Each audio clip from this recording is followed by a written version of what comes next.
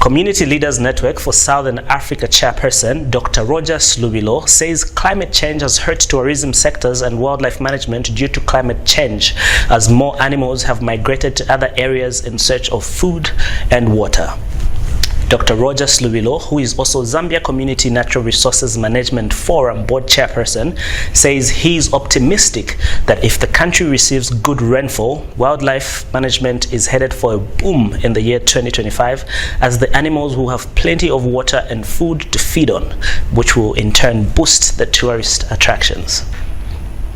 Meanwhile, Dr. Lubilo has lamented that some game management areas, GMAs, have had no hunting this year, which affected their income as they are unable to pay their scouts for many, many months. Issues of climate change, there's high poverty levels out there in the communities, so that's still a problem that is putting more pressure in terms of the natural resources. In terms of hunting, I know that we have not fared well as a country because not all the hunting blocks have been adequately utilized. We still have many other hunting blocks. That hunting has not been taking place. I'm not so sure why.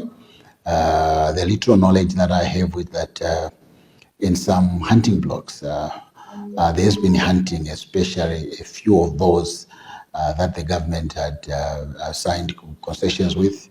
Those might be those that had joined us in the litigation, but the rest of the other hunting blocks, I think there's been less progress as far as I know, and it's quite sad again because we were hoping that this year all the 26 or 27 hunting blocks will be adequately utilized so that we can generate income to contribute to communities' livelihood. So my prayer is that as we march into 2025, the government can speed up the processes so that those hunting blocks that are supposed to have hunting, can be put back to use so that next year we can see, hunting to the fullest so that the communities can be able to generate income.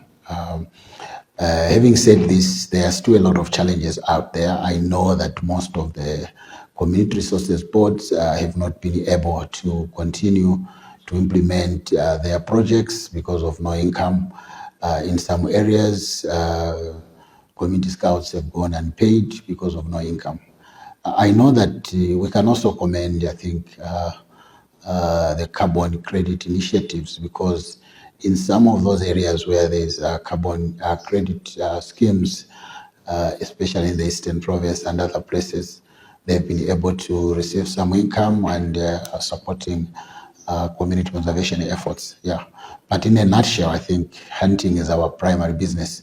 So I would like to see that these issues or any bottlenecks that are hindering the prospect of resuming full-scale trophy hunting are resolved this year, or the government, because I don't see any hiccups. There are no hiccups as we speak.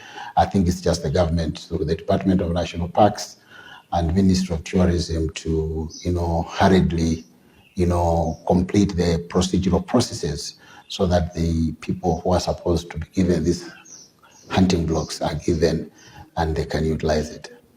So this climate change is not just impacting people, it's also impacting the wildlife and it's impacting on our economy. So we hope that we can get good rains so that people have food, people can farm, and also our natural habitats, requires rain. So we are very optimistic that 2025 will be a year of action, a year of progress in all spheres of the natural resource sector, be it forestry, wildlife, fisheries, land and water resources. Yeah, so we project a prosperous 2025.